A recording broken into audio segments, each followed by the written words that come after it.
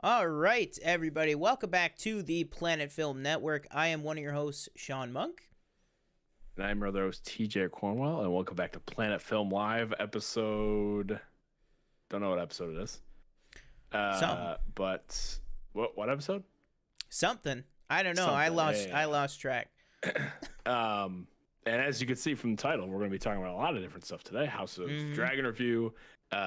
James Gunn, co-CEO of DC Films, I believe it is now, is the new name. As well as the new Doctor Who, which I didn't even know David Tennant was coming back. Didn't realize that was a thing. So that was a welcome surprise when I saw the clip. Before we get going real quick, I do want to introduce you to somebody. So I'll be right back real quick. Who's it going to be? Who's it going to be? Did he have a child in the past 2 weeks? Oh, yeah, we didn't have a show last week. Because I fell asleep. I fell asleep like 6 o'clock, and then I woke up way later, so that's why. Look at that! Oh. This is my dog, my new dog, Nova. She's a golden retriever. Look at that! She is, how old are you? 9 weeks old. 9 weeks old. Oh my gosh, Yeah. She's so cute. Oh my Can you gosh. say hi? No? Okay. Wow. Well, just wanted to show her off. It's like your So I'll own be right back. personal Airbud. I know.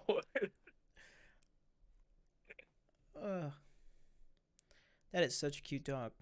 I would get my cat, but I don't know where he is. You guys have seen him before. Welcome to the 5 people watching us right now. We're TJ just showed off his brand new puppy, Nova, 9-week-old golden retriever. If you're watching us live and you just joined us, you can rewind a little bit on the video to take a look at that.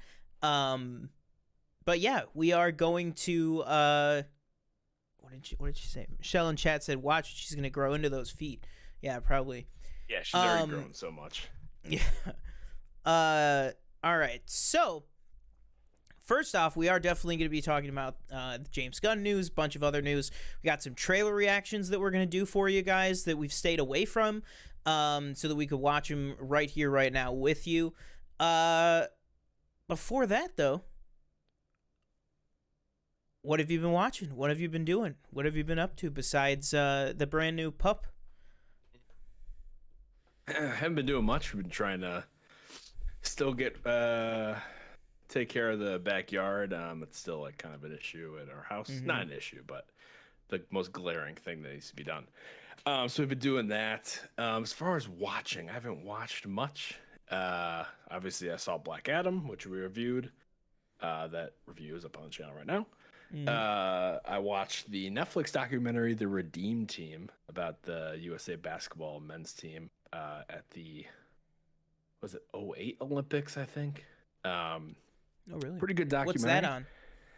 It's on Netflix. Pretty good documentary. It's pretty short, hour and a half, quick watch. Really liked it. And then I watched last night Xenon.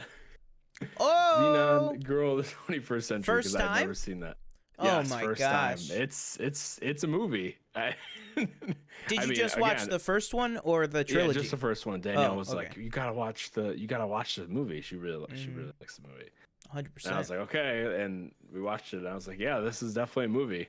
Boom, What's her boom, saying? boom. Make my What's heart her go saying zoom, again? zoom. Is that what your dog is named after?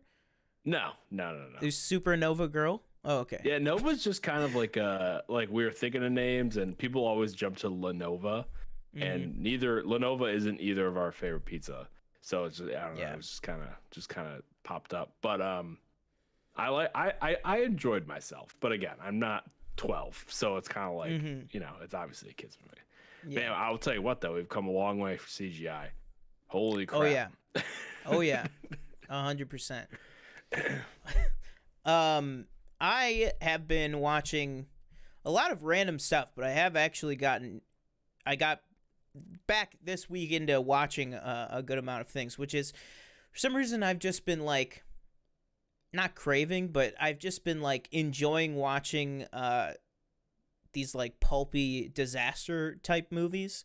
So I watched Jumper with Hayden Christensen. Okay, yep. Or yeah, so this all kicked off, which I think I talked about on the last show we did, which I did, about Greenland. That was the first one I watched, which was incredible. And then I watched Jumper with Hayden Christensen, which was good. I gave that 3 stars. Then I watched Moonfall, the 2022 hit film Moonfall. Very interesting movie. Definitely would recommend checking that one out for whatever reason you want, really. It's just pretty crazy. Yeah. And then I also rewatched Halloween Kills and Halloween Ends. Then I watched The Day After Tomorrow with Dennis Quaid and Jake Gyllenhaal, and then San Andreas with The Rock. Okay. Yeah. So I will say, if I had to rank these, what is this, 5 disaster movies? 1, 2, or that's not really a disaster movie. Say 1, 2, 3, 4. All right. Let's rank these. So if I had to rank Greenland, San Andreas, Day After Tomorrow, and Moonfall, I would probably go Greenland, easy number 1. Wow. Then I would say Day After Tomorrow, Moonfall, and then San Andreas. That's, I think, where I would land with I feel that. like those Gerard Butler ones are usually pretty hit and miss. No, 100%. Yeah. Greenland was like way better than it had any business being. Right. And then also, I watched the Doctor Who special, The Power of the Doctor, which came out. What is that on? Right now, we'll talk a little bit later about where it's going to be in future, but right now it's just on either BBC America or I think ABC Plus, which is like an add-on subscription service or something, I think. But yeah, that's basically where it is right now. Let's see here. All right. Anything else? Anything else we haven't talked about? Any other thing? Oh, so for everybody watching right now, I guess 450 must have been the barrier for it or something, but we unlocked the community tab on our YouTube channel. I'm going to be exploring that, how to kind of use that and what's best to do with it this week. So keep an eye out on our community tab on YouTube. So that'll just come up right with your subscriptions in YouTube. It's basically a way for us to post polls and pictures and posts right on YouTube, right on the YouTube channel. And I know that YouTube is also rolling out the YouTube handles pretty soon, so I don't know exactly what that's going to change. But apparently it's going to be a way for people to either more easily interact with creators or what. But so keep an eye out for those things. But until then, let's just jump right into this. You want to jump into the trailer reactions first? Let's do Doctor Who first because it's just on my mind now. I'm just looking at the 60th anniversary special. Go for it. So this episode, you have to explain it to me exactly. So this episode is obviously planned and everything. What is the deal with David Tennant coming back? I feel like I was not aware of this at all. You mean like story wise or like real life? Yeah, I guess both. Like story wise, we have no idea. It just happened. Okay. But real life wise, I think we talked about it on the show. It was like 2 or 3 months ago. I think it was a leak that they were coming back.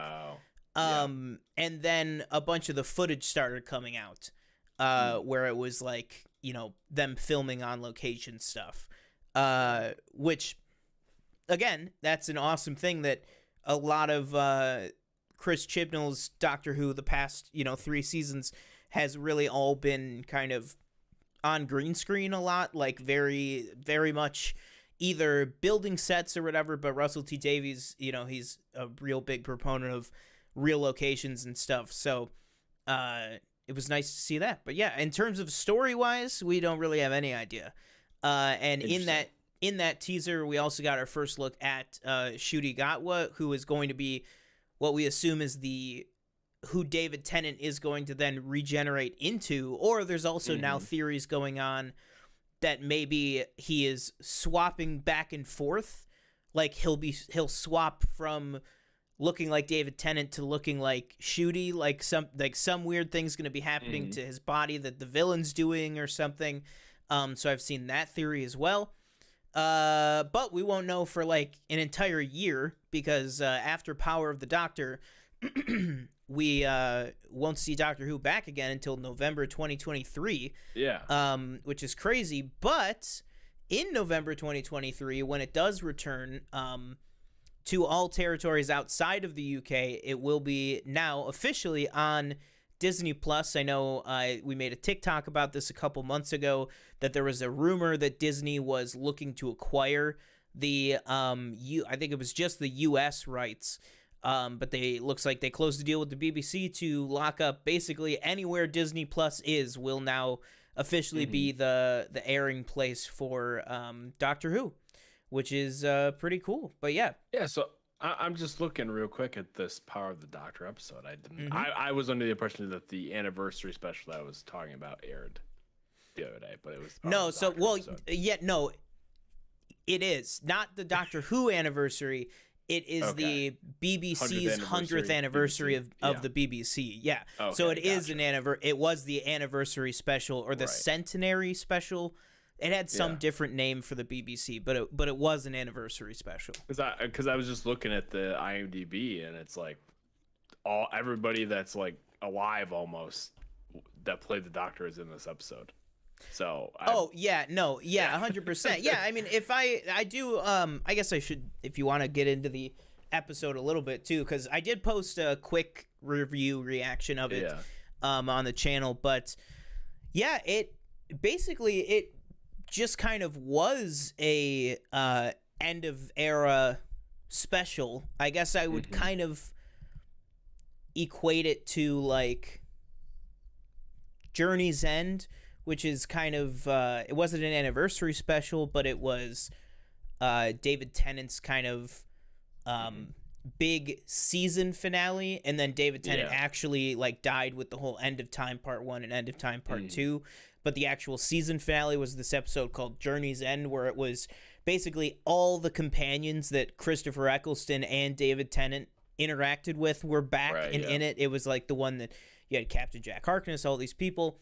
This was very much turning into that, which I think I'll be honest, I think they did make a big mistake with the marketing on this, only because the numbers have been, remarkably down for this show, but also all the marketing now, two of the older companions, Tegan and Ace, from the 70s and 80s, they were in it, and they were in the trailers. And so people were excited about that, but there was way more old companions and then also, of course, tons of old doctors. I get that you want to leave them out of the marketing, but maybe lead on a little bit more that this is going to be kind of like a big, almost reunion fest, I feel like if they had leaned into that more with the marketing, I feel like more people probably would have gotten pretty psyched up for it, because I'll be honest, when the episode started, it was kind of like there's a cold open with the Doctor and Yaz and Dan, who are the two current companions, and I was just kind of like, is this just what the episode's gonna be? It was like a train heist, and I was like, is this just like what the episode is gonna be? Like, and I knew that the Master was in it, so I knew that somehow he was gonna factor into stuff, this and that. But I was like, all right, I'm ready for it. And then it just and granted, I will say, and I said this in my quick review too, my thoughts haven't changed on this. Plot-wise, story-wise, I think the special was very lackluster, like very weak. It was just typical. The Daleks and the Cybermen and the Master are teaming up to take over the Earth and kill the Doctor. There you go. What else is new? But all that aside, I think just standing on nostalgia alone, I think this episode was pretty good. I think that it used it super effectively because when the doctors showed up, it was a surprise. And I won't even spoil it for you, but just the way that they show up is very interesting. And it really gave a good reason to have multiple doctors in it, and it allowed some of the older Doctor actors to reunite with some of their companions as well. I won't tell you specifically who if you're watching and you haven't seen it yet or something. But it led to a lot of great moments. So I do think that the special, even though again I think that the writing was not that great from Chris Chibnall, I think that the character stuff was at least interesting enough to keep me pretty invested in the special. And then, the crazy ending of then she regenerates into David Tennant. What the hell is going on? I don't know. I saw that scene where he's like, oh, these teeth feel very familiar or something like that. Last question I'll ask, I guess, is did they try and get Christopher Eccleston, or did he just say no? No, I think that they pretty well, I think, stayed away from the newer Doctors, only because like Matt Smith and Peter Capaldi. Well, for one, because the newer Doctors are, the newer Doctors are, super big, busy, actors now themselves. Like Peter Capaldi and Matt Smith and David Tennant are, working all the time, now more than ever, and so I think if you had included like a Peter Capaldi or included a Matt Smith, I think then you'd be like, well, how come they're not showing David Tennant? Well, then David Tennant must be who she regenerates into. I feel like they kind of stuck with the older Doctors just to kind of keep that David Tennant moment special. Because I think if you had just 10 minutes prior or 20 minutes prior seen Matt Smith and then you see her regenerate into David Tennant, I think it would kind of be like, oh, what is that? Like, is that actually her, or is that the older version? So I think they kind of just steered away from that on purpose. But yeah, I thought it was fantastic. But we won't know what the hell. You'll have plenty of time to watch it because we won't know what the hell is going on for another 13 months because it'll be November 23rd, 2023 before it's back again. But yeah, that was kind of our Doctor Who talk there. If you guys are excited... Oh, actually, before we move off of that, I want to pull up... I totally forgot. I did a TikTok and Instagram for you guys once the news broke about the Disney deal. Let's see. Hang on. TikTok is making noises at me. There we go. All right, so we have 18 total votes. The question was, are you pumped for the future of Doctor Who with the announcement of David Tennant, Ncuti Gatwa, the Disney Plus deal, Russell T Davies coming back, all that stuff. And with 18 votes, the results are that 11 people have said yes and 7 people said no, which is closer than I thought. So it's 61% to 39%, which, like I said, that is closer than I thought it would be. But I am very excited nonetheless that I am very excited for it, I should say. And not even just because, I thought that the special was good, but just because I think that with Russell T Davies back, I think it'll hit a stride that it hasn't before. But yeah. Nice. Oh yeah. All right, what do you want to do next? We got a buffet of stuff to talk about tonight, so you just pick one. Let's just do... I say let's just do DC. Let's get that done. All right. So, yeah. Just was announced a little bit earlier today, just a few hours ago, that Peter Safran and James Gunn have been named chairman and CEO of DC Studios or DC Films, which basically means effectively James Gunn and Peter Safran will operate as the kind of Kevin Feige's of the DC universe. James Gunn then confirmed this on his Instagram, saying, yes, it's true. And a lot of people are thinking it's going to be kind of a relationship we've seen before in some of these studios where Peter Safran is going to be the more business side of things, and then James Gunn is going to be the more creative direction. And I believe it was in THR that they said that the idea is that James Gunn will be the kind of story crafter and steward of the story for not only, and this is what was interesting to me, not only just the DCEU, but all of DC films, television, and animation, all under a new DC banner. So what I took that as is there are still going to be, the hundreds of straight to DVD, Justice League and Suicide Squad animated movies and stuff. But it sounds like, they're going to start maybe doing some things that maybe are set in the DCEU or whatever that is going to be called from now on. But you hear this news about James Gunn. What are your thoughts on James Gunn? And what are your thoughts on this kind of finally, we at least have a face to the unified front that could be DC's future? But real quick before I say anything, I did put out like a TikTok just asking people what they thought about this news. I got 3 responses. Big Dog 478420 says good. Mr. the Patriot was confused. He said, "Is he really?" Somebody said, "Yeah." He confirmed on his Instagram. And then Mellow Bones says, "Hell yeah." So out of the responses that I've seen from this comment section, as well as all over Twitter, this seems to be a unanimous yay. But like you were saying, like this is, I think this is like a slam dunk. I don't see how this kind of fails. I think it's really important to have like somebody who actually like is creative and is actually like a filmmaker in this position, because they know exactly how to, draw that story up and have it cross all these different movies or different types of content and all, make it unify in this, like, all at the same time.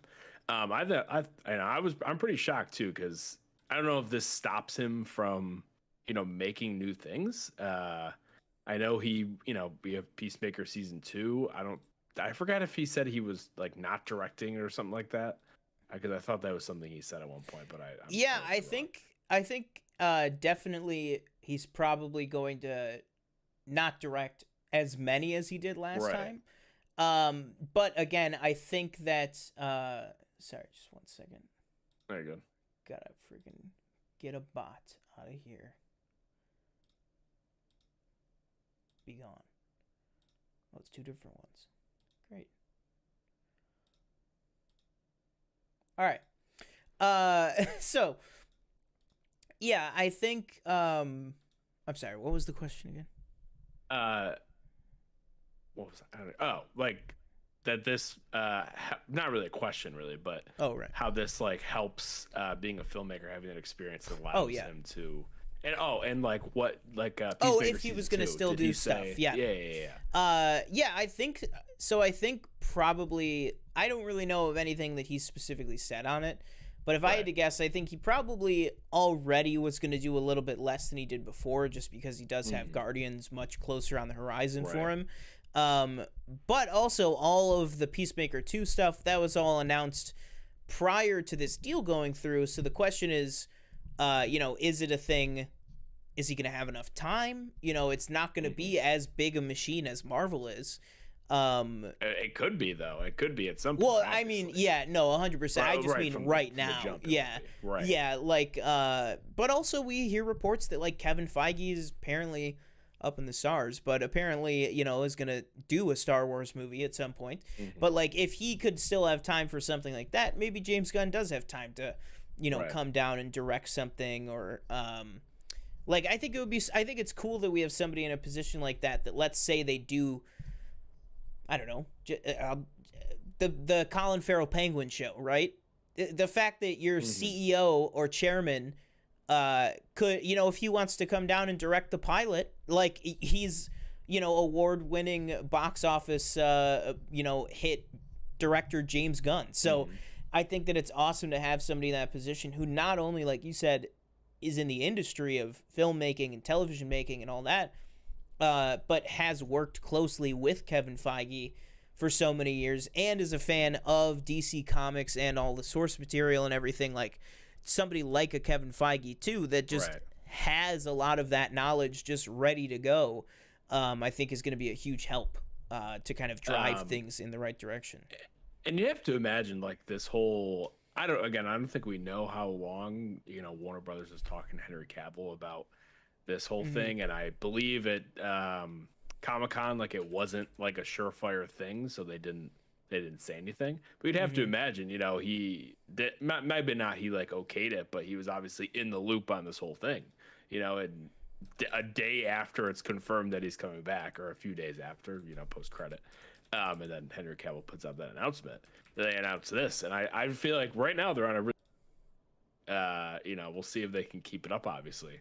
But I think, if you're like a fanboy of DC or whatever, you gotta be jumping out of bed so happy right now. I mean, I don't know. I'm just really interested to see if it, like you said, like, does he just say, like, everything that happened before doesn't matter? Like, we're gonna start fresh, or are we gonna try and make something from everything what that's we already have? happened? Yeah. But I'm very interested to see the new types of heroes and villains and stuff that get their own movies.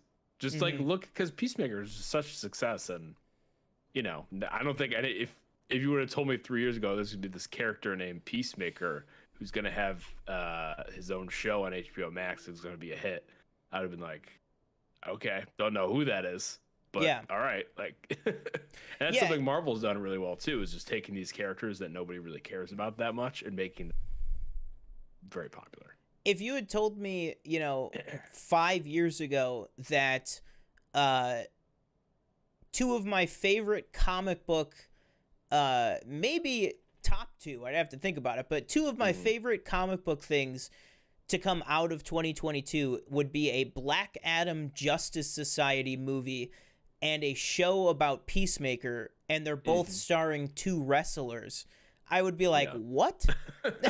Like, but the fact that, like you said, I mean, Peacemaker was an unmitigated hit. I don't know if unmitigated is the right word for a positive thing, but it is a, through and through hit with audiences, critics. It's not a movie, so you can't say financially, but we know, that the numbers were huge for it. It was a huge show for HBO Max.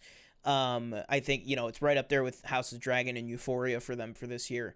And of course, James Gunn, his creative stamp is all over that. As much as his creative stamp was all over the Suicide Squad, I think it's awesome too that we have such a big sample size for what a James Gunn DC universe could look like, because you do have a little bit more of, if he had only had Peacemaker, you could go, oh, well, but see what happens. Is he going to make a Batman movie?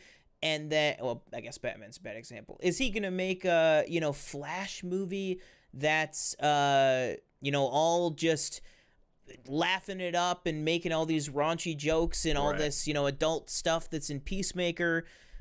Or if he had only done the Suicide Squad, would you say, oh, can this guy actually do, like, dramatic, like, deep dive character stuff?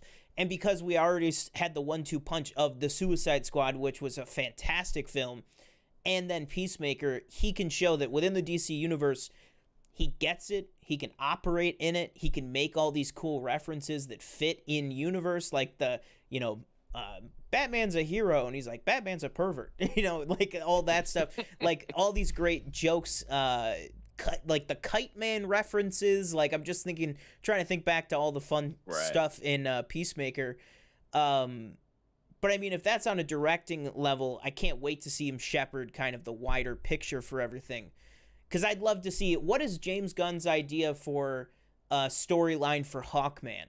Because that's what DC really doesn't have over Marvel, is storylines. You know what I mean? Like, I'm thinking to myself, I'm like, I could give you the chronological history of the last 15 years of Sam Wilson's life. You know what I mean? But, like, Henry Cavill's Superman, he became Superman, like, a decade ago, and then he died, like, a week later, and then he was in another movie, and then he disappeared. You know what I mean? Yeah. Like, you don't have a through line, so I'm really excited to see if they do that. Like, example, like you said, Hawkman, it's like, yeah, in Black Adam, Hawkman is this very wealthy person who, is obviously former, or like a, the leader of the Justice Society, and we don't know how he became Hawkman, where he got all this money from, what other missions has he been on beforehand. We know he has a relationship with Dr. Fate. What did that look like? What is the difference now? It's just like stuff like that, and that's with like a lot of like all the characters. Obviously other ones have their, some of them have their own origin story, like Wonder Woman or an Aquaman, but yeah, I agree, it's missing those things that make the Marvel movies so good. Yeah, and I think The Rock said, I think on the red carpet, he was like, no, Black Adam's phase 1, man, phase 1, like we're just getting started. And I'm like, just phase 1, but the last 10 years was phase 0.5. We were just getting there. We had to build up to it. But if that is the case, I'd love to see it. I'd love to take the pieces that you have. You got Henry Cavill back now. It looks like Ben Affleck is one more zero on his check away from coming back as Batman. Like he clearly he's but really be done, I think. Do you think? Seriously, because I'm leaning more and more every day that he's gonna come back. I just don't. Because he's in Flash. And something I will say about James Gunn is I think he'll allow all these different things to also be their own thing. Like, we're not going to shove Robert Pattinson into this universe with Dwayne Johnson, because they just don't mesh, like those two universes. Yeah. And I don't know, because the more I think about it, you do have a good point. Like Ben Affleck, when he was doing those movies, he had a lot of trouble, just like personally, right? And he's definitely in a better place now. So maybe like you made a good point. He's in Flash, I believe he is in Aquaman 2 as was well. On the Aquaman 2 set as well, so he's in that. So maybe you could be. I'd be down for it. I don't know. I think it's more of like I'd rather just put me in there for 10 minutes. I don't need to be the star of the new movie or anything like that. Yeah, I agree. I think too he could. I think if he wanted to, even he could just kind of take a step back and be more the Batman Beyond type Batman, where he's more just running the Justice League. The exact storyline they had in mind for the whole Michael Keaton thing could just work for Ben Affleck, but instead of the fact that Keaton's older being the reason that maybe he doesn't have as much time in the suit, could just be that Bruce Wayne's retiring or stopping going out as much because he's working on the Justice League type thing. So I think there's a lot you could do with it if he only wants to do like a 10 or 15 minutes a movie. You know what I mean? I still very much enjoyed Captain America in Infinity War, and he only had 15 minutes of screen time. So I think it is doable, but we got these brand new shiny toys with the JSA and Black Adam and all this stuff. And then we got Henry Cavill back on the board. Shazam is more a part of things now than ever before. I think that they finally have a good launching pad for this stuff. And I think they do have a really good setup for whatever the hell is going on with this Amanda Waller stuff, that they're kind of positioning her as a Nick Fury type in this universe. We just don't have as much context right now, which I'm sure will change, because obviously James Gunn has been very instrumental in everything Amanda Waller's been doing since the Suicide Squad last year. But yeah, anything else on DC that we want to talk? Well, what do we think this is gonna change for the TV end of things? Because like they said, there's that piece in there about DC live action, television, and animated projects all tied together under a new banner.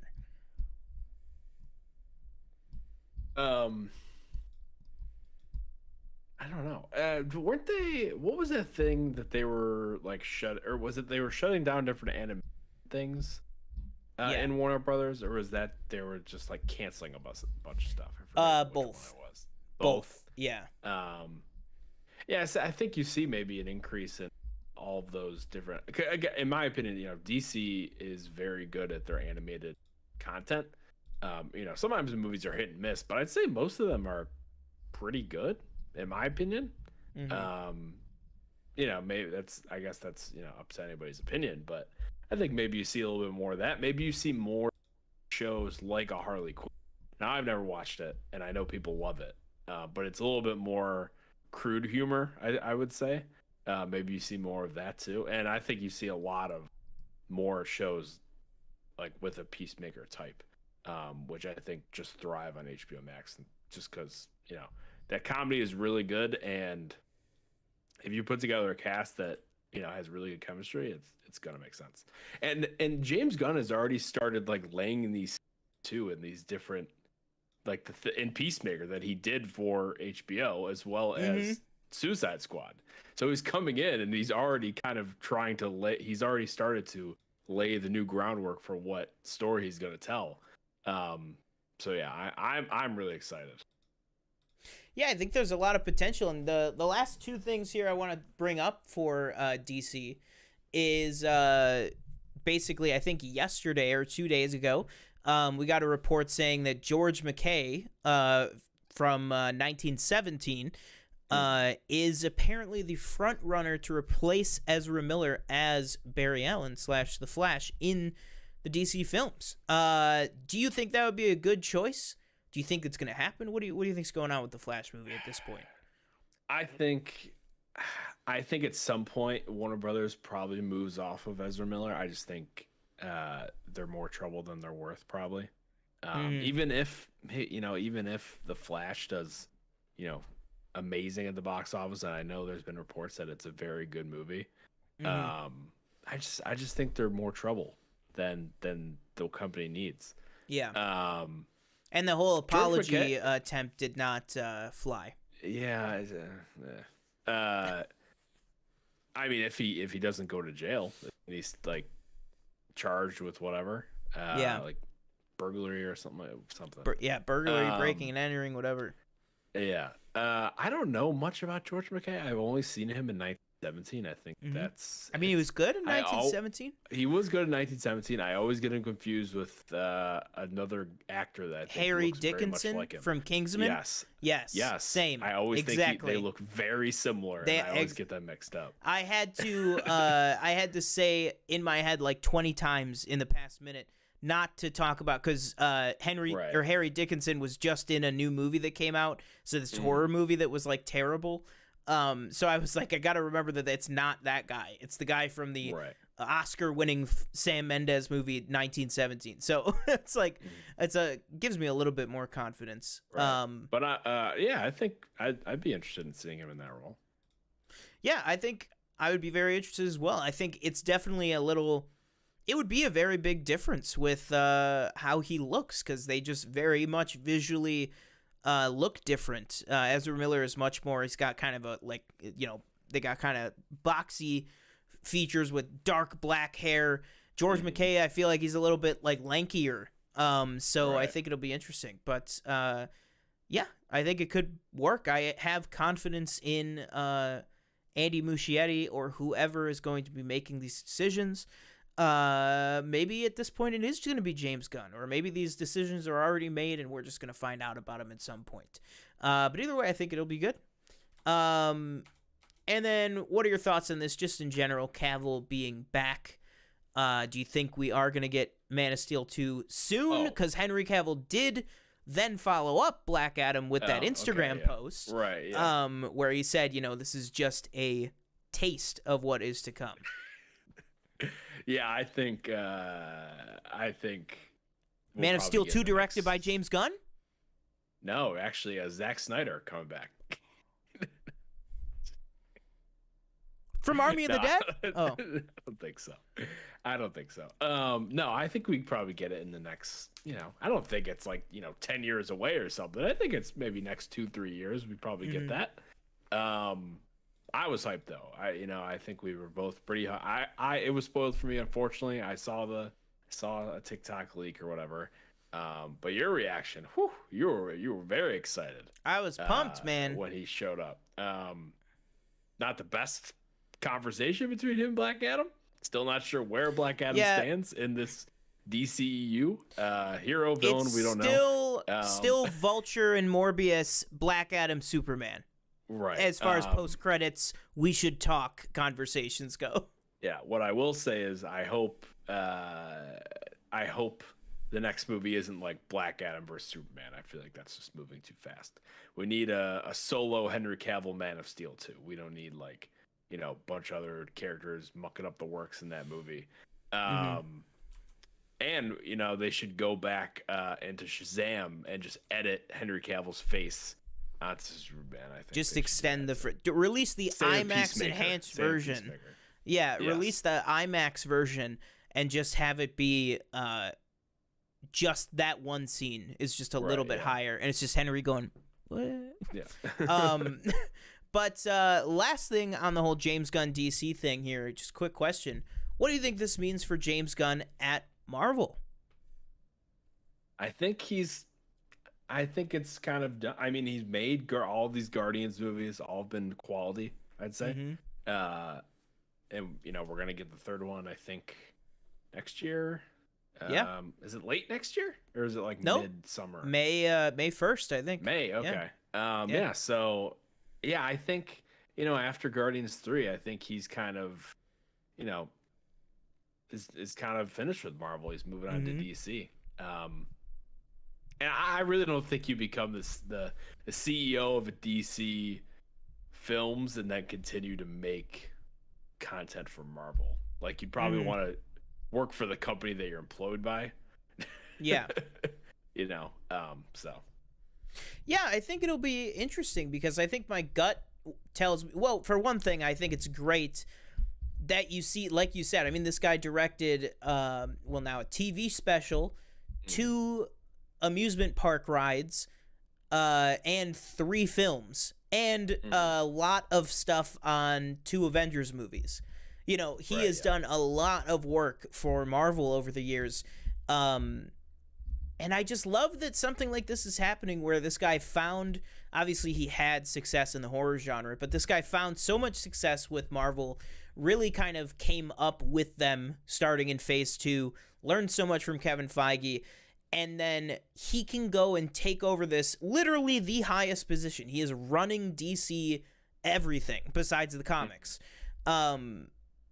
And yet, Kevin Feige was probably the first phone call that was like, man, you are the perfect choice. You know what I mean? I just love that there is no bad blood, because anybody that goes, well, DC's, trying to do this over on Marvel, it's like, well, what are you going to do now that DC and Marvel are run by 2 buddies?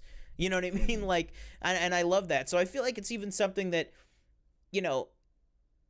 if maybe one day he steps down from DC, he could always go back and direct another Marvel thing. Or, I just really hope that it keeps him open, like we talked about earlier. But I guess only time will tell on that. Speaking of James Gunn, I think it's time for us to do a little reaction to something that he did direct, which, again, came out literally moments apart from the announcement that he will be taking over DC. Is the trailer reaction, I Love James Gunn's ex-wife, Pamela Beasley herself. What's it called? Yeah, that's crazy. Think about that. Jenna Fisher used to be married to the head of a movie studio.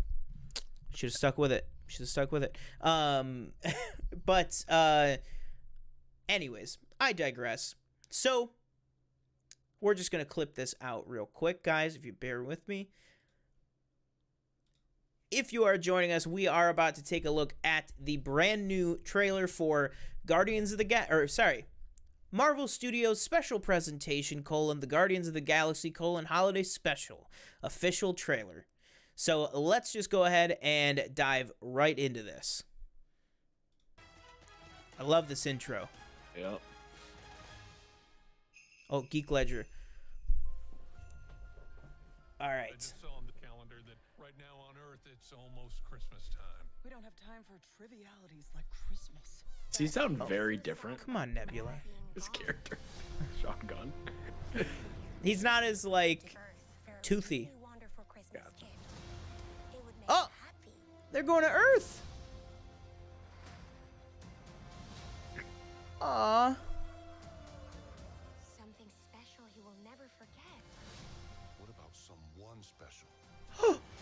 His mother. We're looking for the legendary Kevin Bacon. We're looking for the legendary Kevin Bacon. But your voice is small and mousy. I think maybe he didn't hear you. Is it really him? Oh my god! You're coming with us as a Christmas present. What? What? They're gonna kidnap Kevin Bacon? Cosmo! Oh. Introducing Kevin Bacon. Wow. It's so soon. It's a month away. Yeah. Do you think I mean, for all first of these all- special presentations, they're just going to give us one trailer a month in advance? It's happened Yeah, twice I mean, now. why not? What's Yeah. the, you know? No, yeah. I think that looks awesome. It just looks like some goofy kind of, hour and a half adventure, just, with a Christmas theme.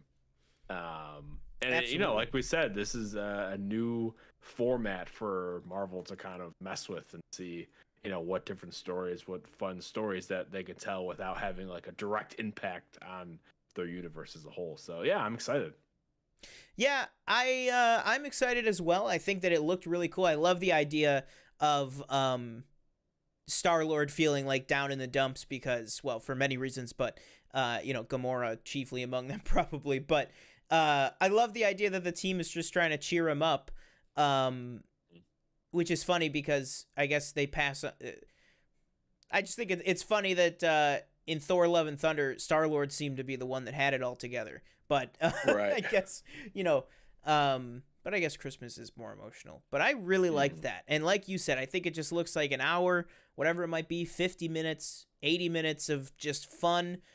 You got all the Guardians in there. Groot is finally an adult, although I like that this new Groot, he doesn't look exactly like the old Groot. I think that that's pretty cool. I think it helps out more with the whole idea that, this isn't that Groot, that this is technically that Groot's son or whatever. So yeah, I think it looks really cute. I think it looks really fun, and I like Kevin Bacon playing himself. That's really funny. Kevin Bacon's second Marvel appearance. But yeah, I think it looks really, really cool. But guys, let us know, what do you think of the brand new trailer for the Guardians of the Galaxy holiday special, dropping in just 1 month on Disney Plus? Let us know in the comments down below. All right, so let's go ahead and quickly just jump to Geek Ledger. Said, I'm so down for James Gunn as the new head of DC Studios. I just hope with him and Safran taking over the TV and animation division on top of the film division, we get higher budget TV shows. Then he said, because I'm just saying the last season of The Flash has terrible CGI. Superman and Lois is also starting to show some budget cuts. Yeah, I was gonna say I don't think you're gonna see any more CW quality shows Stuff. anymore. Yeah. Superman and Lois, I remember being really high on that show when it first came out. I watched the first, probably 5-6 episodes, and I kind of fell off. So I don't know how it is now, but yeah, if it's starting to show its age, then maybe this deal just came at the right time. Yeah, I think the whole idea, again, just kind of going back to it, is the unity. You had shows that looked amazing that no one was watching. Not no one. Obviously, there's huge fans of it and everything, but you had shows like Titans, shows like DC Doom Patrol, Harley Quinn, that all started off, these amazing shows that everybody says, but nobody's watching them. Nobody's finding the audience for it. And then you have these prime time shows that just, and I love some of those shows, but they looked, very TV, very old TV at that. And so I think to just kind of bring them together, if you want to go, hey, we're going to introduce a Green Arrow in the DCEU, this is who we want it to be type of thing. Let's launch it with a 7-episode series on HBO Max. Instead of, let's make a Green Arrow thing, let's give it 23 episodes and 8 seasons. I think that's stuff that they can look at now. Which, by the way, now that I'm just saying that out loud, I think now more than ever with the multiversal stuff, I think if they do introduce a Green Arrow, I think they very easily could just make it Stephen Amell. Not that I know if they'll do that or whatever, but with the multiverse, anything could happen there. But yeah, I very much agree with you, Geek Ledger. Geek Ledger, what did you think of the holiday special trailer? And then Michelle said that special is going to be awesome. Good for Kevin Bacon. It's nice to finally see his career take off. Yep, there you go. Finally, well, like I said, it actually is his second Marvel project, so finally made it back to a Marvel project. That's awesome. Let's go ahead. What do you want to pick? Pick from this. Whatever you want. Let's see. You want to do the Creed 3 reaction? Sure. Let's go for it. Yeah, so another trailer that TJ and I have, this one even more of a miracle that we were able to stay away from, is the brand new trailer for Creed 3. So yeah, if you are watching this live, thank you for joining us. If not, welcome back to the Planet Film Network. Today we are taking a look at the brand new official trailer for Creed 3. All right, let's jump right into this bad boy. I spent the last 7 years of my life Oh, God. living out my wildest dreams. Bianca, oh, my dad he said it, Rocky. Uh-oh, on their shoulders. funeral. Hey, my man, can I help you? Let me get an autograph. Nah, Oh, it's not shit. no autographs, but you get off my car. You don't remember me, huh? Oh, Damn. How long were they you knew out each other. 18 years, bro. Just got out last week.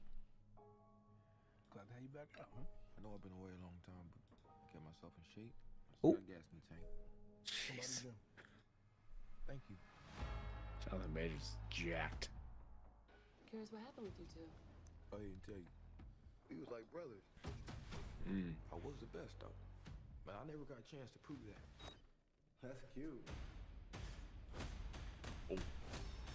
As they pop him. Yep. I know what you're doing, Donnie. It's just like a Clubber Lang again.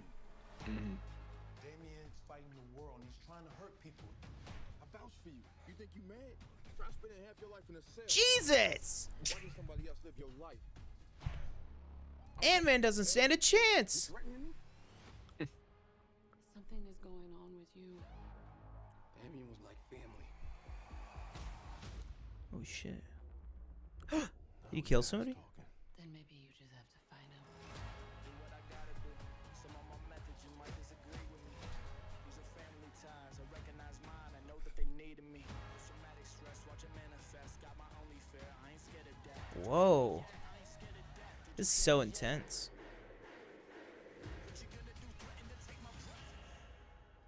I need you to let go of your fear. Oh crap. Let go of the guilt. Let go of whatever was and walk into what is. I feel those chains are breaking, yeah. I fear God, I don't fear death. I see those stripes and take a step. Wow. Yeah, That's really good. directed by Michael B. Jordan. Yeah. That was crazy. That looked really good. Agreed. Well, again, like we said, all right, Jonathan Majors jacked in this movie. I believe he's always been jacked, but this looks like a really interesting story too. I didn't know what the story was exactly, but the idea that they were friends when they were younger, and one went to jail, and one had this life that the other feels like they should have lived. If Yeah. the role, if what happened didn't happen. Yeah. And having sort of like I don't know what you would call it, like a need to, right that wrong, I guess, or something. I think that's really interesting. So yeah, Makes it very that was great. personal. Yeah. Yeah, I think it looked really, really good. I think you can't have a Creed movie without somebody running in front of a car. So I'm glad they had that shot in there. Yeah. Looks like Adonis's daughter is like even older now. It's crazy how long these movies have been going. But I think the last two movies were really, really good. I think that I know I loved Creed 2 a lot. So I'm very excited for this one. I'm excited that Michael B. Jordan is directing. However, I do feel like I got to mention, though, I don't know what the hell's going on with that whole Sylvester Stallone being cut out of it or pushed out of it or whatever. But, I don't know. you know, at the end of the day, I wasn't around in the 70s and 80s, so, you know, I don't have that much attachment to it. Exactly. No. I will say Rocky is very much my Rocky, only because in our house I feel like we watched Rocky all the time. I love those movies, but somebody like another channel like Christian Harloff, who is like a diehard Rocky fan, is like, you know, I'm not gonna watch this movie. I don't know if he said that about this trailer. I haven't watched this trailer reaction yet, but you know, when that news broke, he was like, it makes me wonder, you know, if I want to watch this thing. So I think it'll be interesting either way. Rocky does get a little shout out in this trailer too, which is, you know, great. But yeah, I think just the movie on its own, not even talking about it being in the Rocky franchise, looks fantastic. Again, somebody I don't even know if we talked about, Tessa Thompson. You know, I hope that she has a good amount to do in this movie. I know she was kind of one of the weaker parts of Creed 2. I just feel like she took a little bit more of a step back because it was, you know, so much about Rocky and Drago and Creed and the son. Right. But yeah, I'm excited for it. But let us know, guys, what do you think about the Creed trailer? Let us know down below, and make sure to go ahead and hit that subscribe button while you are down there. All right, thank you guys for bearing with us with those trailer reactions. Let us know what you thought of the trailer for Creed 3. Was that your first time seeing it, or have you already seen it? That was my first time seeing it. Oh, I thought you were asking me. Oh, my God. My bad. That was funny. You looked so earnest. You were like, "No, that was my first time seeing it." Let's see here. Danielle said he's direct. Yeah, he's directing. Geek Ledger says Michael B. Jordan should direct Blade. He's already slated to direct Static Shock and that Val-Zod HBO Max show. I think Blade would be an interesting move for him. Yeah, I agree, especially because I would put the chances of that Static Shock and Val-Zod, those two projects happening, very slim right now. So if he is looking for a next project to take on, he's already worked with Marvel once. Actually, more than once, because he was in What If. So I think he'd be very much on board if that's something that they wanted to look at. I'm sure Mahershala would be super on board with that as well. I think that's a great idea. But yeah, that one looked great. Especially if then Creed 3 ends up to be, you know, fantastic, then of course I think he would be great for that. All right, last two bits of news here before we move on is Damon Lindelof, obviously Lost, Leftovers, and Watchmen, Helmer, creator on some of them, writer, as well as, you know, a bunch of different movies and everything. It was rumored a couple months back that he was working on a Star Wars script, working on a Star Wars movie. Right now we had a big story come out, I believe yesterday, that basically confirms some things that, yes, he is definitely working on it. They even have a director that I don't believe is officially signed on because technically the movie's not confirmed or whatever, but it is going to be one of the directors of Ms. Marvel, which, you know, awesome. I think we can agree, you know, a lot of that show really worked for us. But yeah, I think, and also that this movie, the actual purpose of the article was basically saying that this movie right now in Lucasfilm has the most momentum.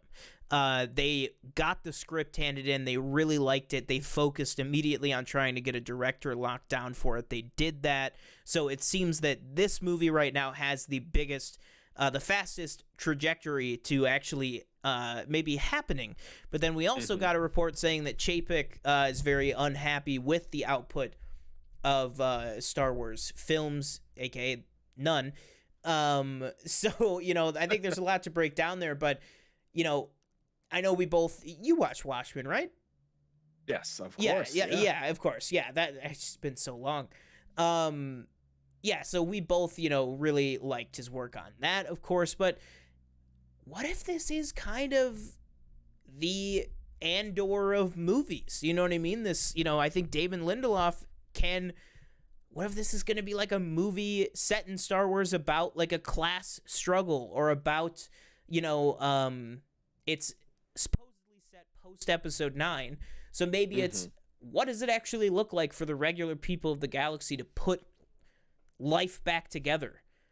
Right. You know what I mean? Because, like, we don't know if it's going to be another New Republic or what is the actual state of the broader galaxy. What do you think this movie would be? What do you think of this news in general? Well, I think it's great news. Damon Lindelof. I've only seen Watchmen. I've never seen the or anything like that. But, you know, just from Watchmen, I think he's fantastic at what he does. But yeah, I would hope that this movie, since it's post episode 9, again steers away from the whole Skywalker-ness of it. And you know, I'm assuming it probably doesn't even line up with whatever, you know, went on in those movies. Man, that would be interesting though. Like you said, like an Andor like type movie. Is that what you said? Yeah, like like the kind of actual people, actual consequences type of Star Wars. This stuff, the kind of vibe we're getting from Andor. Yeah, I think he would really do great with that. Yeah, like you said, like people seeing, you know, people different planets. Maybe you do maybe if he does multiple movies, you focus on a different person / family on each planet in each movie, or if you just have it jumping around, you know, people on all these other different planets, trying to, like you said, like kind of, you know, put together their life back together after the First Order. Yeah, I think that'd be really interesting. Or we do maybe we just do a whole like bounty hunter movie. Maybe just do that. Yeah, I think it's really interesting. I think there's a lot of potential for this to be post episode 9, or if it ends up not being post episode 9, whatever, because I also think a Damon Lindelof type movie about the New Republic, about you know, what is, give me a Damon Lindelof movie starring Genevieve O'Reilly as Mon Mothma 10 years after Return of the Jedi. Give me that movie, or even 5 years after. Give me Mon Mothma's, you know, trying to just get this New Republic together. Like, give me something like that, and just the political machinations and all this stuff. I think that stuff would be so cool, especially with what he did on Watchmen. Just the way that he kind of wove fantasy and symbolism and a lot of thematic stuff together was fantastic. Speaking of Andor check-in, how are you feeling about Andor? Great show. Trying to remember what happened in the episode from last week. Last week's was kind of the reset. Right. He went back and visited Bix. His mother, right? Yeah, his mother, absolutely. Marva. Fiona Shaw is absolutely killing it in this show as Marva.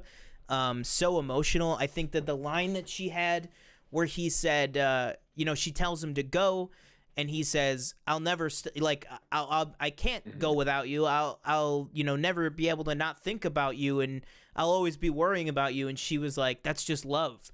That was right up there with, you know, what is grief if not love persevering with me. Right.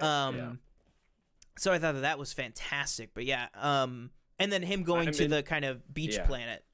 I'd say I was that was a very big change of tone, I felt like, because we zoom in on this planet and it's like this like whatever type of music. I was like, this is not the music I expected to hear, you know, at the end of this episode.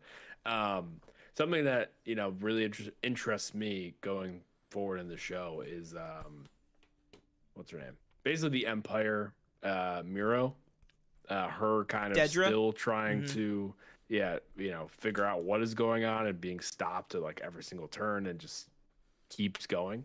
And the guy who was a corpo, but then he got fired, and now Cyril? he's working in like this security company.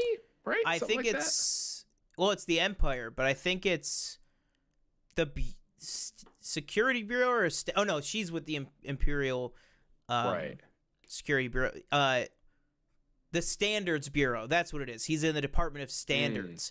So I think they said he's like looking at like fuel readouts or something. Right. So I'm interested just to super see, monotonous. what happens with him. It like zooms out and he's just like typing away at this desk. I said that reminded me of Severance. Yeah. I was like, it's like Severance in Star Wars. And we got a few Palpatine name drops as well, which I thought was... Yeah, we got Wolf Yularen in there. The mustache man himself. You know, he betrayed the Jedi and just kept rising up the Imperial ranks there. But you can go and check out Clone Wars on Disney Plus to see him be a hero. Or give a fascist speech on Episode 7 of Andor. The beauty of Star Wars. Yeah, I really am liking Andor so far. We both are. We will keep the reviews up. I'll tell you what, it's going to be a lot easier for us to stay consistent with our full Andor reviews now that Andor is the last show standing because House of the Dragon has unfortunately fallen. She-Hulk over. Rings of Power was over for us the day it came out. Really Andor is the last big show right now. And then I realized though, I do have The Crown coming up. Where are you at with your Crown watch? We haven't picked it back up. We're in season 3. Oh really? You slowed down in the Coleman years. Wow. We only got like an episode through. Oh wow. I explained it months ago, like why we just fell off. Aren't able, fell off. Mm-hmm. We want to get back on the roller coaster, but hasn't happened yet. Yeah. Oh, I want to jump over to chat real quick. Actually, can you read Geek Ledger's chats real quick? Yeah. Oh, jeez. Sorry. You did that one. Star Wars Lost in Space, starring Joey from Friends as he falls in a wormhole and gets spat out in the Star Wars universe, and he has to find his way back to the future and to Earth. That would be a funny show. I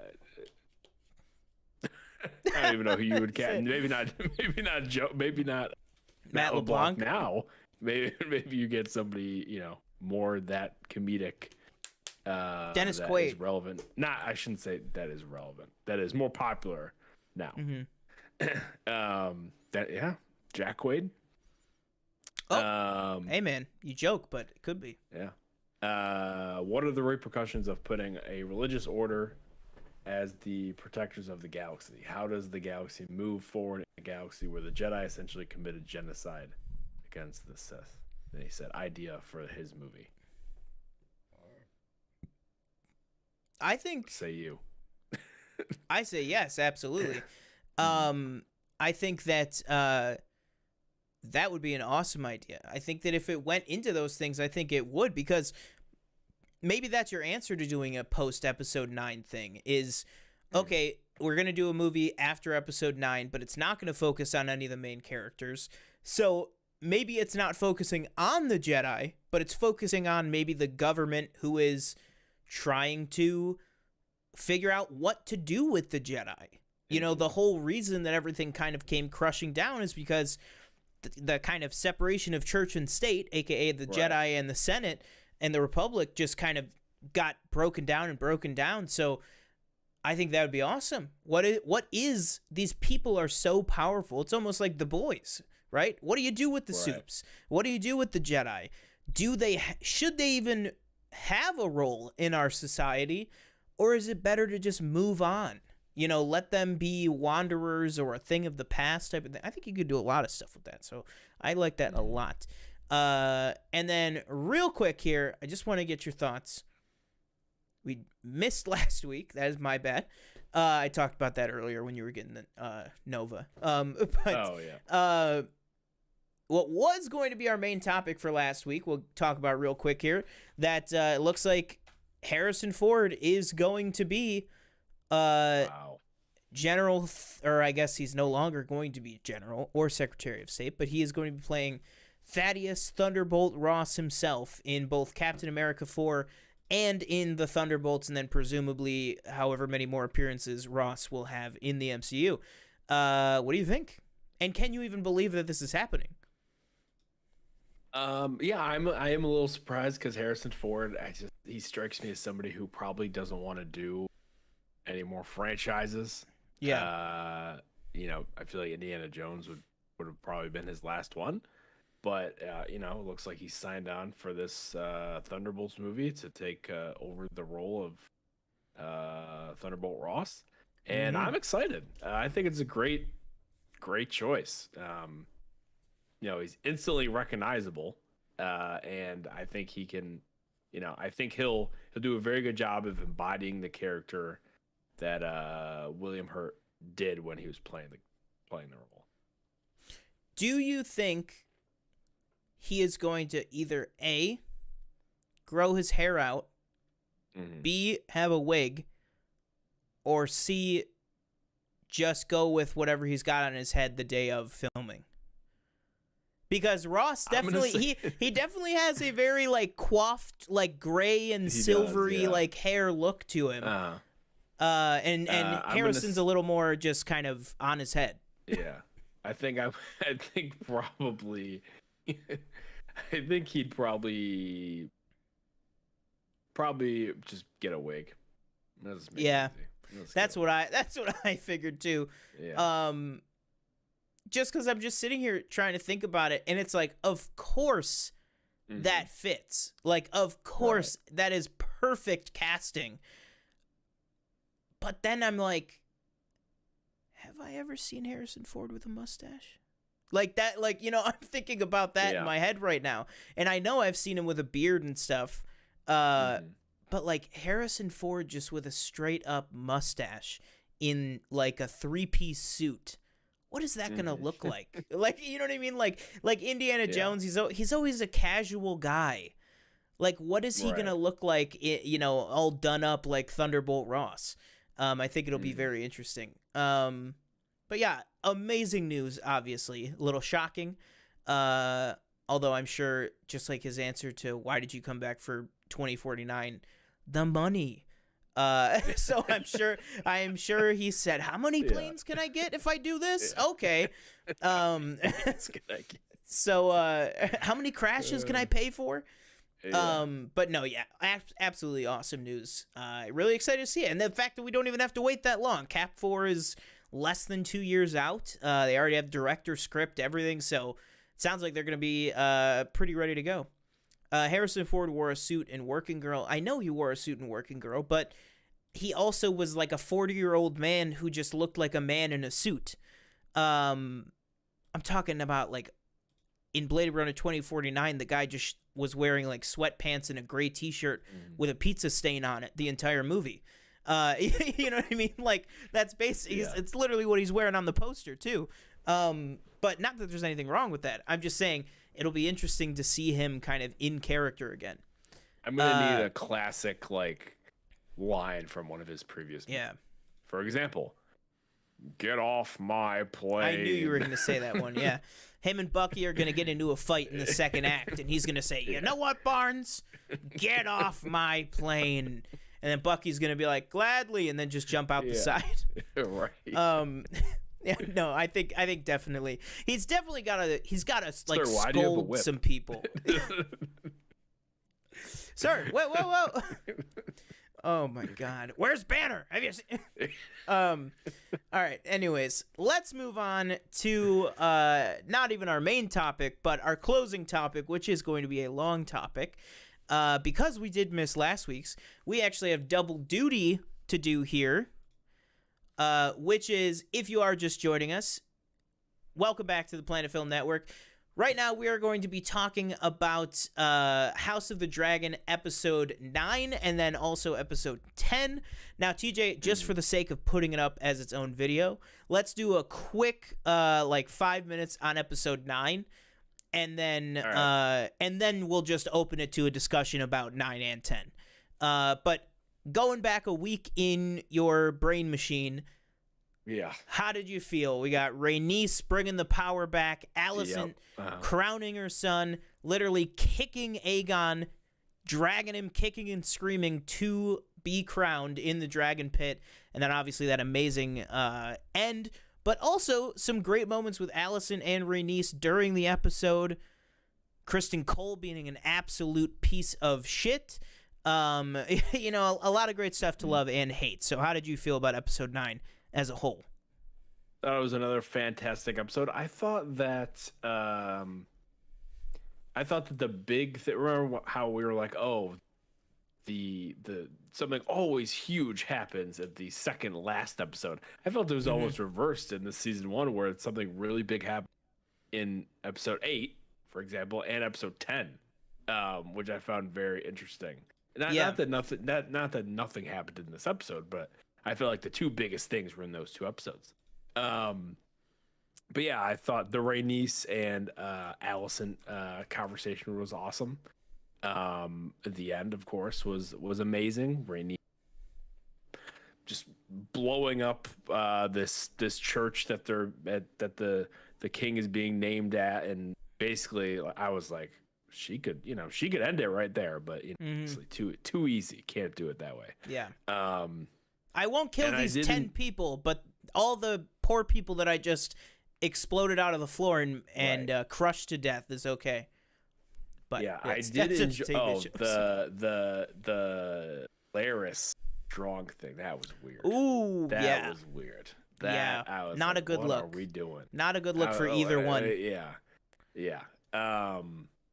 And Aemon, the whole chase with Aemon trying to find Aegon throughout the city, and just some little things here and there that were kind of like, oh man, he's terrible. He sucks.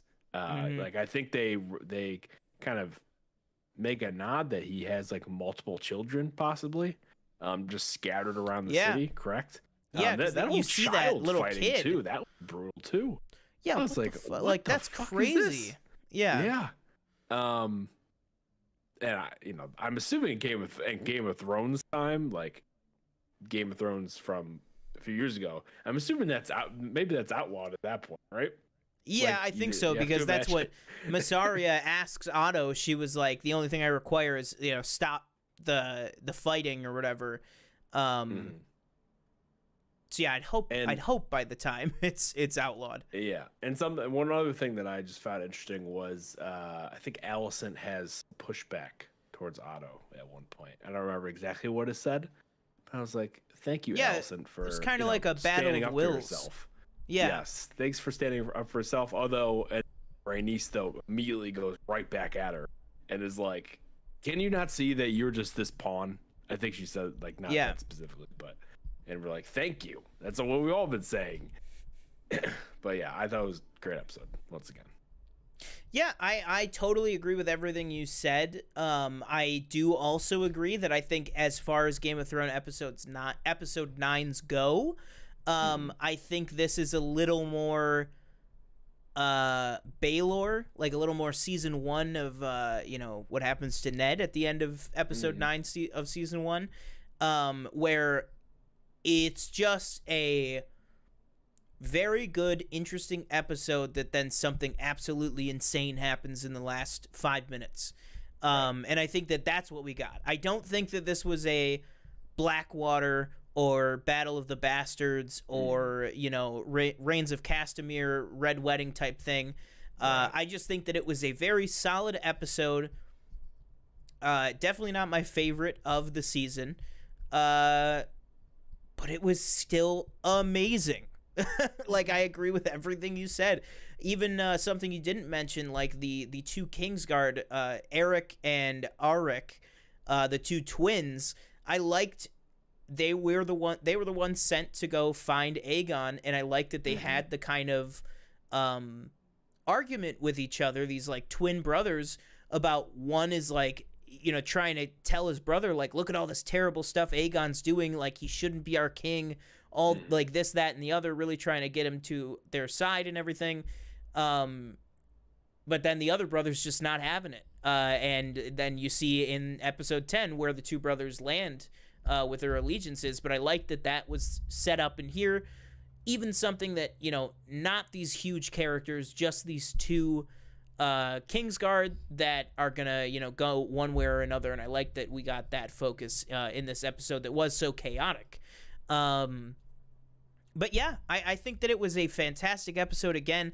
I think that Olivia Cook absolutely was just phenomenal.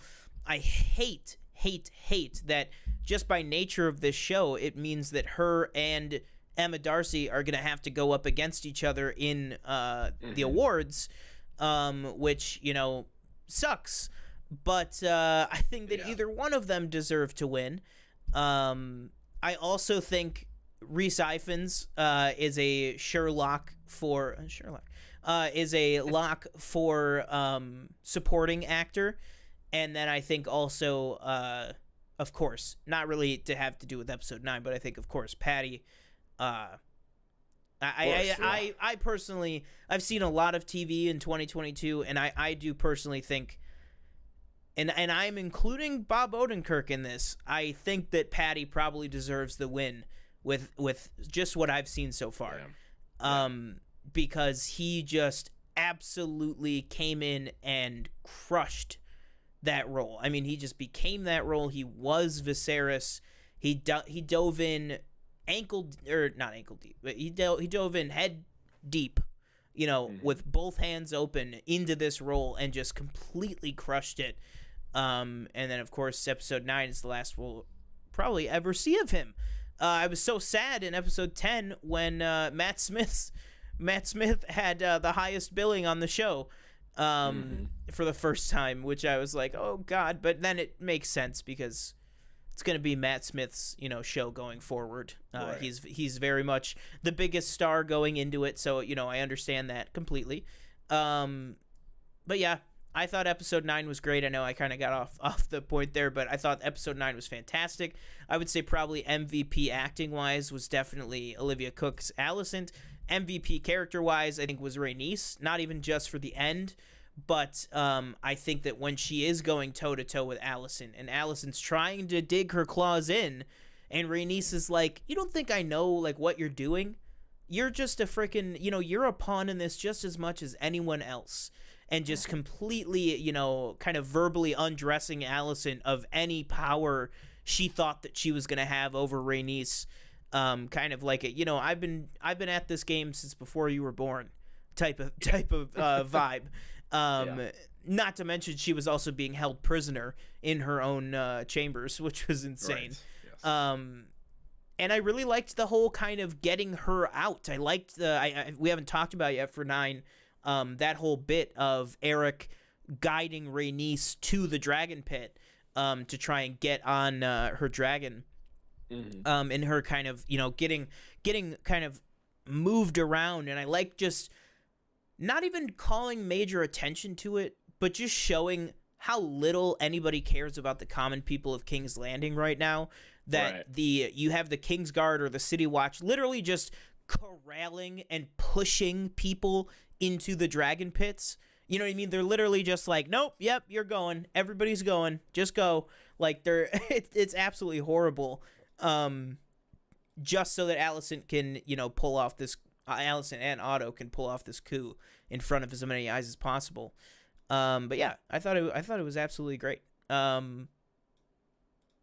All right, so let us now dive into just kind of our thoughts on this finale, episode 10, titled "The Black Queen." I thought it was fantastic. I don't know if you just want to dive just right into spoilers. We can talk about whatever we want from this season. Heartbreaking ending here.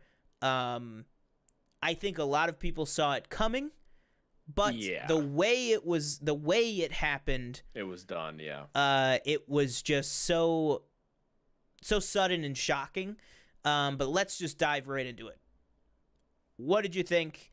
What were some of your standout moments? And what did you think about what happened to poor Luke? Well, one quick shout out. I'd like to shout out the prop department for this cool map that they made for the kind of meeting throne room type thing. Dragonstone, thought that was really, really cool. Something I thought was a bit unnecessary was the whole baby thing. I don't know if we need it all. Personally, I know it's Game of Thrones, but it just seemed like they kept showing. It's like, yeah, I get it. Like, her kid died. Like, I understand. I don't know about you, but I just felt like that was like, it was just a little too much. I was like, I don't know if we need. I don't know if this. How does this serve the episode? I don't really think it does. I felt like I was just on that point. I feel like I was. Yeah. It was just below that for me. I think any longer, and I would have agreed, because I had that where I was like, "Do we need all this?" And then I was like, "Okay, with what we got, whatever." But I do think I guess I just am one of the people. I fall more on the side of this show is kind of just really gonna leave it all out there. That includes everything. And I guess I'm just okay with that. I don't know, and I know that people are upset about it and everything, but also I trust in the showrunners enough, because a lot of people had that same complaint, me as well, of being uncomfortable with very similar scene with Emma in the first episode. But then that later came back to serve an absolutely incredible purpose of basically showing that, that whole thing was really what broke Viserys, kind of mentally and emotionally. He's never really been the same since then, since he made that choice. So I really just think, yes, A, it's a metaphor, and B, I think it just goes to show how messed up this is. Like, it's not like they just took her throne. It's her dad's dead. They took her throne. Later in the episode, her son is dead. And now also she lost this baby with her and Daemon. And, it's just going to set everybody off. But I do agree. I definitely asked myself, I was like, is all of this necessary? For me, I think it just ended up landing where I was like, okay, with the amount, I guess. Yeah. But yeah, go for it. Overall, I thought it was fantastic ending to the show. Like you said, the ending, I felt like it was we weren't just gonna leave it with like him saying, "Oh, give me your eye," and Luke just kind of walking out of there, unharmed. And I thought the way it was done and the idea that he was just trying to scare him. He wasn't trying to kill him. And I saw something, I think on TikTok, somebody was like, the shows, that, everybody says, oh, Targaryens, House of Dragon, they control the dragons. Clearly there's, they don't always control them. Sometimes it's like, they don't have the full control that maybe you're led to believe. Granted, they're both, obviously Luke way younger. So maybe they're not like fully like fleshed out riders. Yeah. But I thought that was really interesting. I thought the relationship with Daemon and it's not Jace, like the older one. Who's the older one? Yeah, Jace. Jace. Yeah. That picture looks, his IMDb picture, that actor looks really young in that picture. Yeah, I think he's got the bad wig too they have on Jace. Yeah. I really hope he gets new hair. I thought that relationship between the two of them was very interesting. I didn't know if it was like a weird dynamic because that's not his child or, but it felt like the two of them were, maybe it's because he felt like Daemon was kind of making Rhaenyra like the back seat, I guess. Like, and Daemon, by the way, seems to be, I would like to say, Daemon seems to be forgetting his place. I've noticed. He wants to fight. He wants to get this into a war, but he's not the king. You're not in charge here. Rhaenyra's in charge, and I feel like he holds this like very small ounce of resentment that he feels he should be in charge. Is that just me, or is that? No, I don't know if it's resentment or that he feels he should be in charge. I think it's just who he is. You know, I think it's just one of those things. It's just he loves Rhaenyra probably more than anyone. I mean, his daughters, of course, too, but he probably loves Rhaenyra, you know, more than anyone in the entire world. Obviously, I think it took a lot for him to, you know, he goes from the first episode of I'm Your Heir to then having the great moment with his brother 2 episodes ago, putting the crown back on his head. And then in this episode, obviously, he's the one to crown her. So I think that, you know, that's in him. I think that is Daemon, is that he loves his wife. He loves that she is queen. He thinks that that's who she should be. But I also think he's still that guy, even though it's been 15 or so years. He's still that guy in the Stepstones that finds out, oh, Viserys is starting to make calls. No, I'm going to go in and finish this myself. And I think that he's looking at it the same way. He's saying, okay, I get that Rhaenyra is like, we need to wait, we need to think about it, but we need to end this conflict right now. And I think that it is that earlier season Daemon coming back up to the surface of just, you know, I'm the military strategist, I'm going to get this done. And say what you will, that if they had left, if the Ravens had flown, if people had gone on Dragonback, when Daemon said, maybe Luke gets to Storm's End before Aemond. Maybe everything goes very differently. You know, but we talk about that a lot in this show. There's a lot of clear markers of if this person had done that instead, all of this could have been avoided. And at this point, I think it's just going to be a big mess of the war. Who does Corlys know that Daemon killed his brother? Did anybody tell him that? Yeah, Rhaenys told him when he was waking up. That. Yeah. Oh, yeah, okay, she was like, Daemon took his head for it, and then Corlys is just kind of like, well, us Valyrian men. So he's like, he's like, us Valyrian men are always, what did he say? Our ambition is always, you know, outreached us or something. Some great line, which again, oh my God, honestly, if I gotta say, one of my favorite things in this whole episode was just seeing Steve Toussaint's name back in the opening credits, knowing that Corlys would be in this. I also got a minor book spoiler, which I don't know if you want me to tell you or not. It's just very minor. That's fine. Yeah. All right, all I'll say, and also it'll be 2 years, so you'll probably forget. All I'll say is, sounds like Corlys is sticking around for a while, which is great.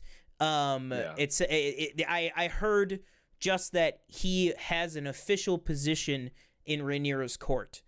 Interesting. Which is like, if that's the case, then that means Steve Toussaint back season 2. One of my biggest worries was that he was going to die in this episode. I'm so glad that he did not, and that he is, you know, back in good health, or, you know, as much as he reasonably can be. And I thought that his performance, again, so powerful, almost like a Paddy Constantine coming into the Great Hall, making that walk. When Corlys comes to court for the first time and he's walking down the steps with his cane, with Rhaenys and everything. And in that moment, as the audience, you know, we don't know. Is he going to side with Rhaenyra? I feel like I feel like the way that Steve Toussaint played it, even Corlys doesn't know. I feel like he's going down there to feel it out. He's like, depending on what Rhaenyra's answer is, will be my answer. And then I think I loved when it just felt so like, like fist bump moment when he was like, the full Valyrian fleet and Driftmark are behind you. And I was just like, like, it's just so awesome. Like, I just get so pumped whenever Corlys is on screen. But yeah, I found it interesting that the whole kind of Daemon's like, you know, we have like 11 dragons and they have 3. But the 3 that are against them are kind of, they've been through it, you know, they know the battle, they know what to do. They've been battle tested per se, and I thought that was interesting, especially with Vhagar, obviously. Right, it's like you can't just, you know, but I don't know, Daemon's dragon, I don't know what the name of him is. Caraxes. Yeah, he looks. Is that the first time we've seen him? No, right? Oh no, so that I can. Who is that one? I can give you some info on that. So okay, Daemon's dragon is Caraxes, who is the red one we've seen many times. He's the one with the kind of like webbed tail, and the long neck, which we could talk about the great Caraxi scene in this episode, with Damon and the Kingsguard, of forcing. I got flashbacks to Randall Tarley. I was like, bend the knee, or this guy's gonna Dracarys you out of existence. But the dragon that Damon goes and finds is named Vermithor, which he does mention by name, because he says they have 11 dragons with 11 dragon riders. King's Landing has 3 dragons with 3 dragon riders, but then Rhaenyra says later on, I count 14 dragons to their 4. And so basically what that means is there are extra dragons that are riderless. And Damon, I think he says it briefly too, because there's still Sea Smoke, which is Laener's dragon, is riderless right now. And then he said there's Vermithor, one other one, and then there's also 3 wild dragons that are on the Dragon Mount. So I think the idea is they have access to him.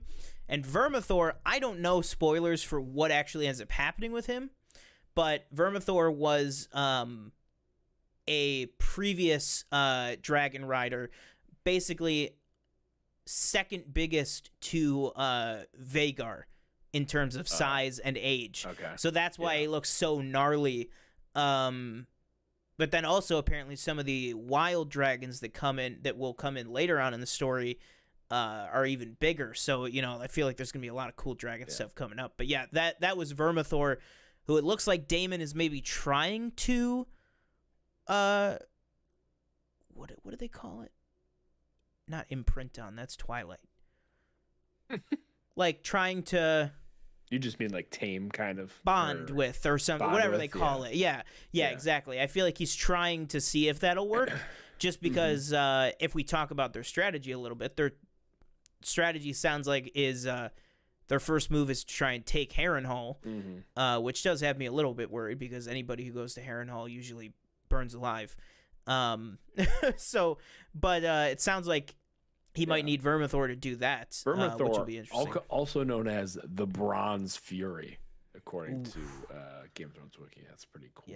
Yeah, does it say who the riders were? Is it Visenya or was it Alysanne? It was. Oh no! Oh my God, I'm so stupid. It was Jaehaerys's dragon. Yes. I was like, sorry, I'm new to the Fire and Blood era. Give me reprieve from your anger in the comments. Did you finish the first book, like Game of Thrones? Oh God, no. I'm like 4 hours in. I thought you finished it already. No. I got to get back to it though. Thank you for reminding me. But so Vermithor was Jaehaerys's and Hugh Hammer, whoever that is. Don't know who that is. That's the other. Yeah, owner. I guess that's. I've heard that person is going to be coming in later. We also got, for the first time, Winterfell, Cregan Stark. His name was mentioned. A lot of Stark and Winterfell and Baratheon and everything in this episode. Clearly teasing, letting the audience know, hey, season 2, like any season 2 of a show, we're going to go a little bit wider. You're going to be seeing some places and faces, or at least places and names that you're familiar with. So yeah, I'll be very interested to see what happens. I'll also be interested to see what happens with Jace's reaction to his brother being killed, because obviously we've seen their bond grow, in the last 5 episodes that we've gotten to know those kids. But yeah, I mean, it's just a great episode. But how did you feel about that scene with the Kingsguards, with Damon kind of not forcing their loyalty, but reaffirming their loyalty? Yeah, I thought that was interesting, because honestly, I was like, I didn't see it all, but when he did, maybe they would turn. That was interesting. Because I couldn't see them, because it's like we're kind of here, you know what I mean? It's like we're not gonna leave and go back to King's Landing and pledge our allegiance to the High Towers and everything. Yeah, you'd kill us before we even got on the boat. I did think it was funny.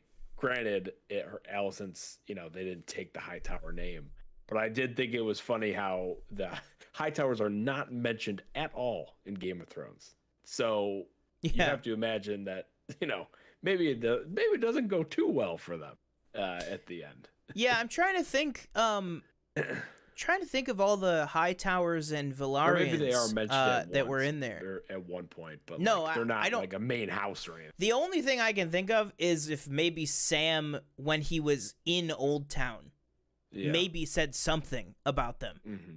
But in terms of actual people, I'm trying to think of Hightowers and Valarians. I think the number is 0. So I'm not really sure how Jace is gonna be doing come the series finale, but I don't know how many Valerians or how long they're gonna last in this world. If you had to just shot in the dark, because at the end of this show somebody's gonna be, unlike the last Game of Thrones show, somebody will be on the Iron Throne at the end of this show. Mm-hmm. Right now, who do you think that's gonna be? If you just had to pick. At the end of the show? At the end of the show. Once everybody's dead and the war is over. My characters first. Let's see. I am going to say... Can't be Luke, he's dead. I'm going to make a bold thing here. Yeah. I think everybody's going. I don't think it's going to be any of the main players. I think it's going to be maybe one of the babies. Maybe it's like Joffrey or... new Aegon, like Daemon and Rhaenyra's Aegon, maybe. Yeah, I don't know.